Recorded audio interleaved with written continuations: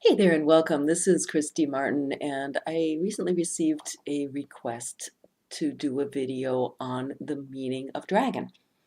And since dragons have really been coming forward in the past year or so, I'm recording this on December 29th, 2018. So throughout 2018, dragons have really, for the collective, been a pretty powerful presence. They've been really showing up a lot. So I thought that was a great idea to explore the meaning of dragons. So if dragons have been coming forward for you, if you work with dragons, if you've been seeing them, if you're finding yourself attracted to them or even scared by them, keep watching because we're going to go into the meaning of dragon and hopefully you'll discover, what dragon might be wanting to tell you.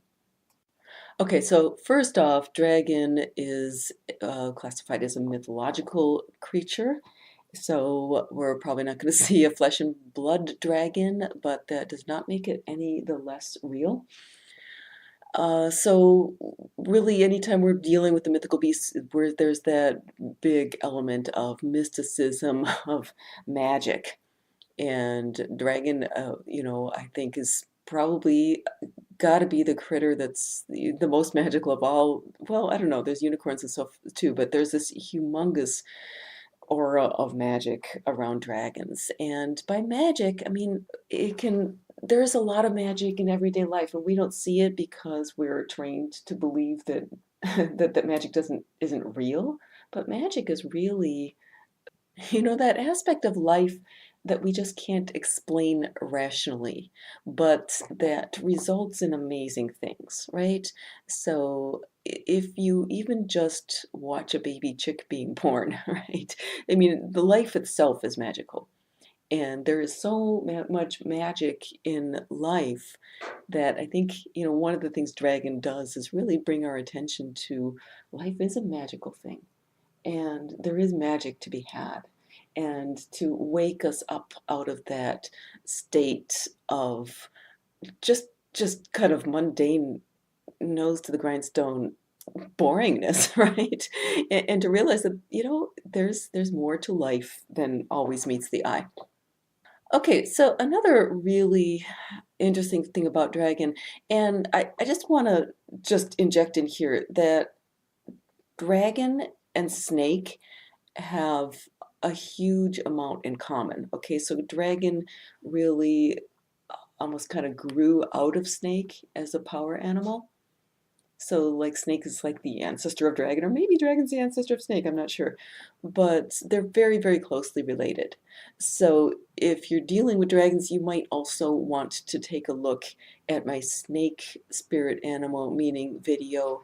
I'll post the link below because you may find some things in the snake video as well that may pertain to your experience of dragon. Okay, so with that said, all spirit animals do have their shadow aspects, and this, can come forward in both positive and negative ways.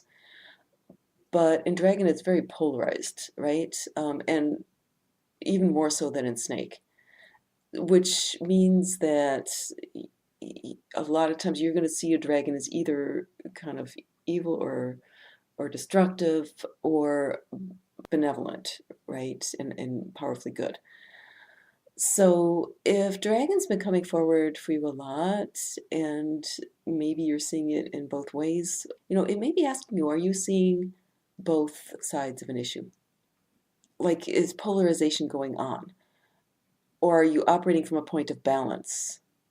So dragon asks us to look at, the balance between all sorts of opposites. Okay, so with dragon, the polarization can happen in a lot of ways, and we'll take a look at a few of these polarizing elements in the dragon archetype here. Okay, first and most famously, there is this good and evil kind of dichotomy. And there are two types of dragons in mythology.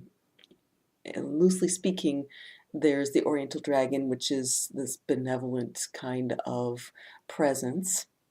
And there's the European dragon, which is largely has the more evil or malevolent associations. Okay, and both really are speaking to how you use your power. Okay, dragon is very much a power animal. It has a lot to do with power and to how you use it. And it's asking, what part of your ego are you aligning with? Your higher ego, your higher self that's connected with the universal life force, with the divine, or are you connecting with the lower ego? Now, the lower ego can sometimes connect with that life force, but it's going to do it in a way that's kind of a lower vibrational way, really more concerned with basic survival at all costs. And so, as such, it's kind of connected with that fear energy. It tends to use that manipulation and or else straight up just forcing kind of power to get its way, versus a more higher type of power, with the higher ego that's fully aligned with the higher self, the I am presence, the divine. Okay, and that is a higher vibrational sort of power that is kind of channeling divine power through oneself, right?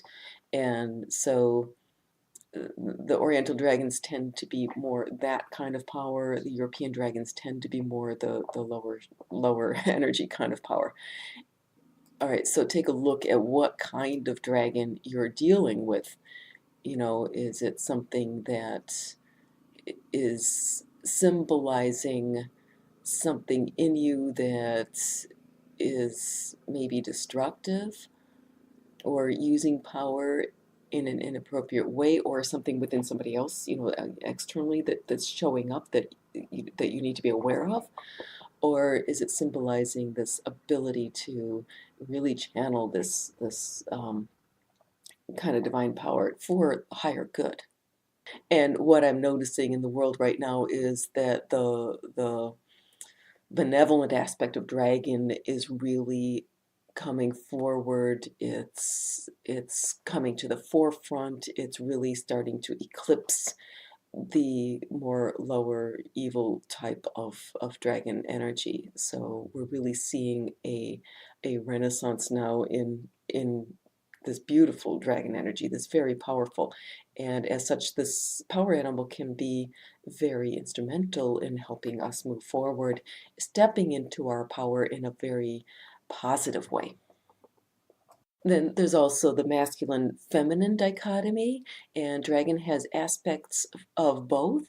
And I actually, in this one, I'm really going to refer you to my snake video, because I went into that in pretty good detail there. And everything in that snake video, as pertains to masculine and feminine energy, also applies to dragon.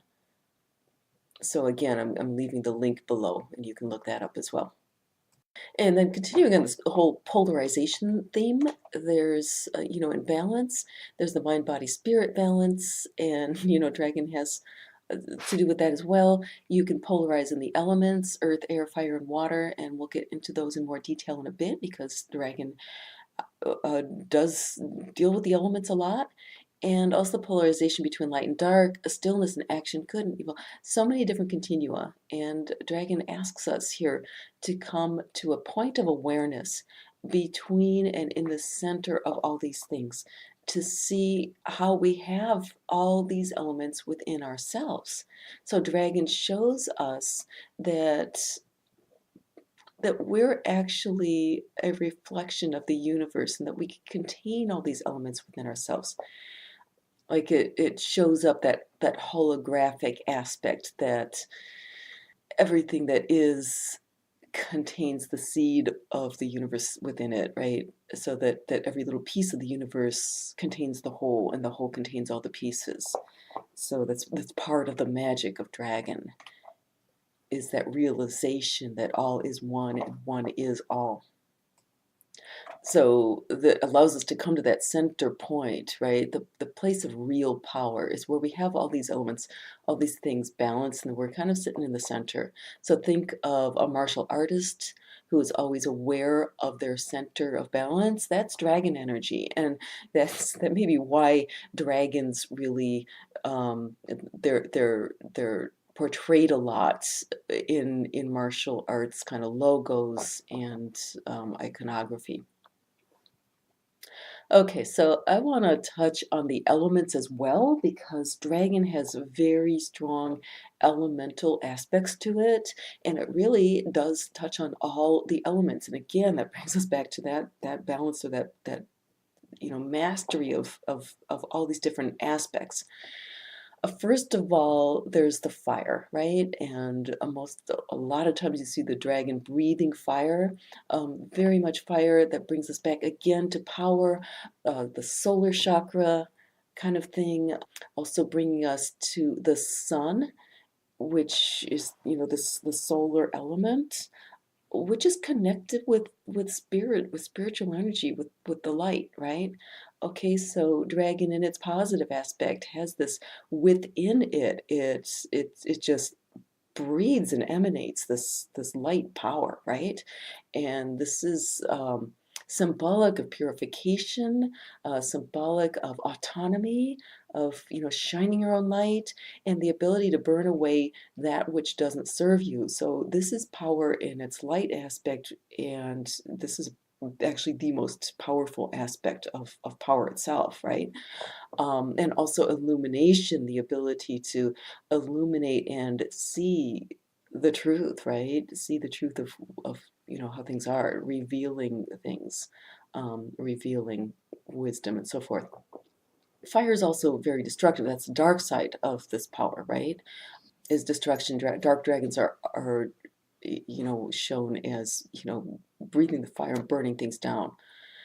And they're also portrayed as venomous, right? Signifying corruption, and especially around money and wealth. They're going to be shown as hoarding treasures, and typically that's going to be underground, which brings us to this earth element because dragon also has a very, very deep connection with earth. They're like earth beings, as much as they're fire and solar, they're also very much earth.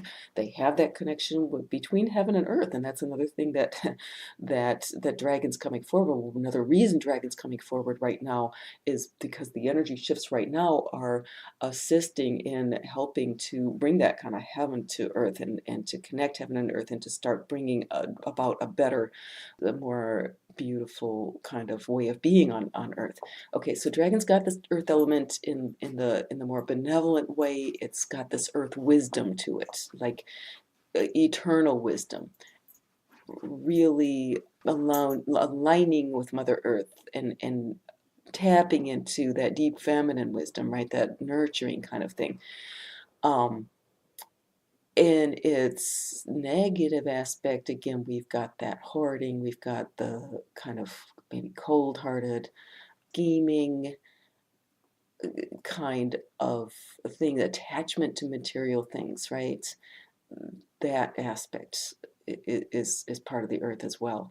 And if you look at some of the things that humanity in its dark side has done, like the mining of the earth to create weapons of war, that kind of thing, that's that dark dragon energy that really, I think the dark dragon in the last couple thousand years has been more of a more prevalent, and we're really shifting right now towards the benevolent dragon.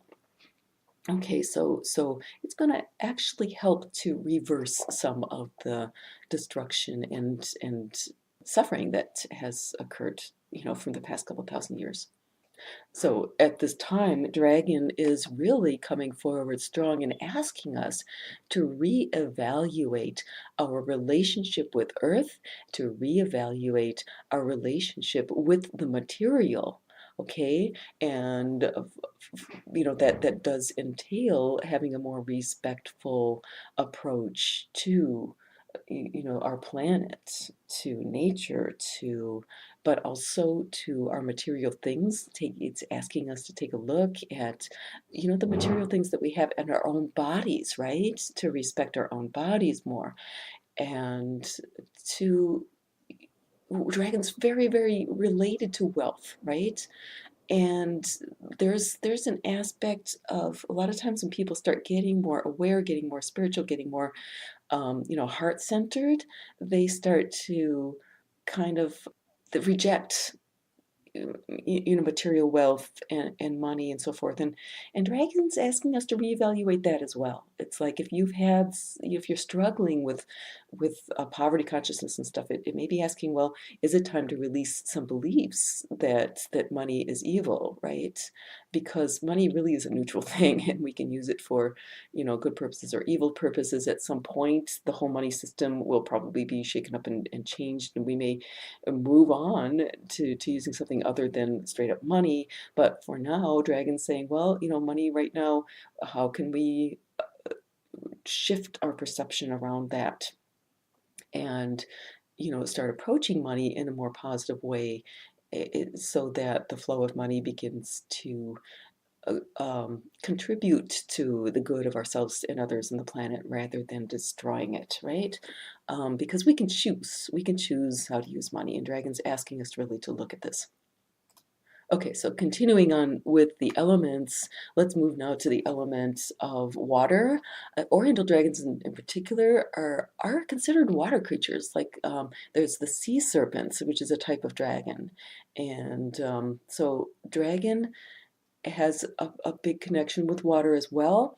And we're looking here at delving into the deep unconscious, to looking at deep, deep intuitive wisdom. Again, that very kind of feminine wisdom, and dragon really being able to connect with that, to bring up from the depths and to bring that fire to it, to help to ignite, to help to bring that water into motion, so that again it's so that we can start taking some of this stuff and bringing it to life on the earth. That's the magic. It's the magic coming forward. Also the element of air. Okay, a dragon, not every dragon has wings, but often they do.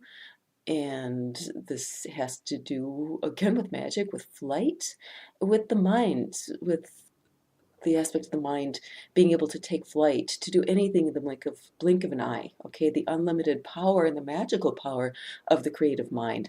So dragon here, wealth is not just material.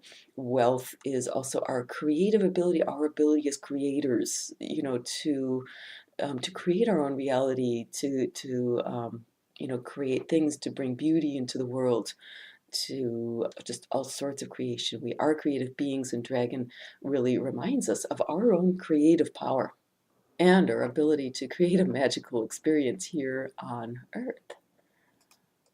And speaking of Earth, Dragon's reminding me also to tell you about its connection with things that are ancient.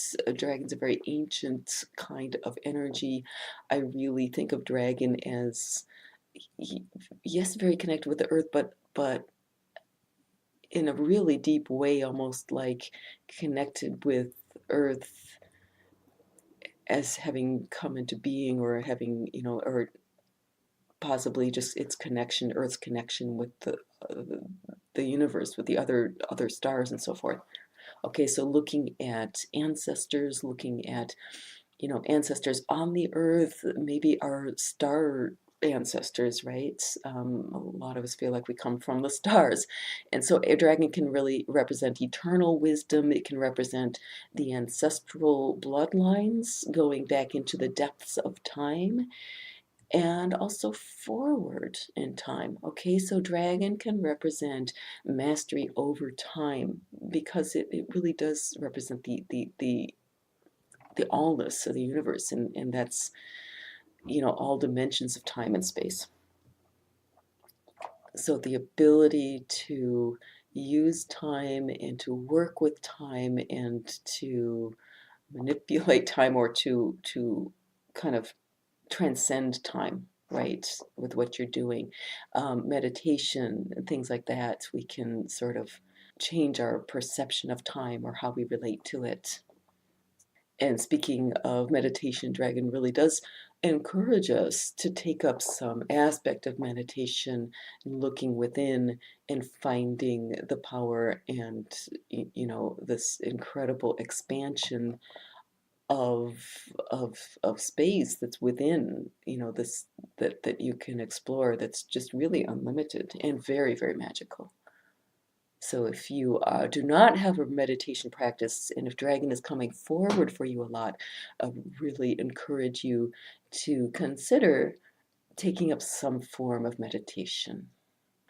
Okay, so dragon, I'm kind of getting prompted to talk about numbers and probably in conjunction with mathematics, because mathematics really does like explores the how the universe is encoded, right? And you may have been seeing numbers lately if you're kind of in this awakening process. You may be seeing these synchronistic number sequences.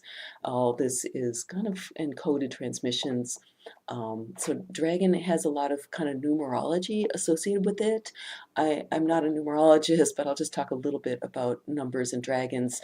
Various dragons have different numbers of limbs. Some of them don't have any at all. These are the most closely related to their earthbound relative, the snake. Again, I encourage you to look up the snake symbolism, but looking at the dragon limbs, some of them don't have any limbs. Some of them have just two limbs, two legs, usually four limbs, could be sometimes hind limbs. Some of them all have all four legs. They often have wings, usually one pair of wings that looks a lot like bat wings, but they can have multiple sets of wings.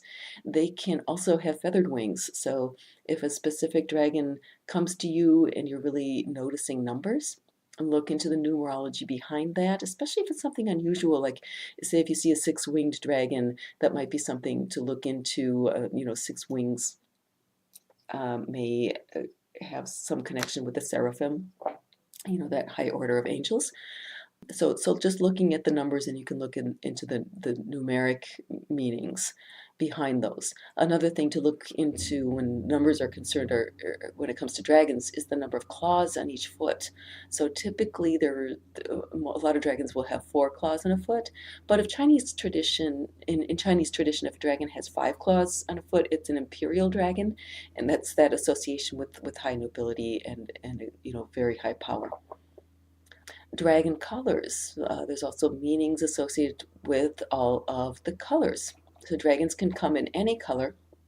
So if you're puzzled by the color meaning of a dragon that may be coming to you, first ask your intuition, what do you associate with this color?